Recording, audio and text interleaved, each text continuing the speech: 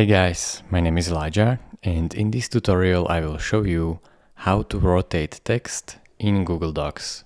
So this is very simple and straightforward, just follow these steps.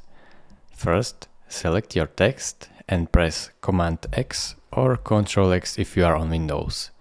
This will copy and delete your text. Now, click on Insert and select Drawing. Press on New. And here you have to select a text box icon right here, click on it and create a text box for your text.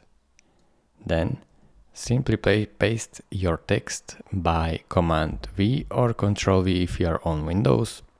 And now shape the window to fit your text. And now right here you can rotate it just by grabbing this handle right here.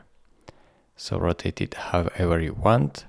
And then simply press save and close. Now as you can see, your text is rotated. You can actually even move it where you want just by selecting it, clicking on in front of text, then clicking on position options and fix position on page. Now when you drag and drop it, you can move it where you want. Thank you for watching. If this video was helpful to you, consider subscribing and liking this video, and I will see you in the next tutorial.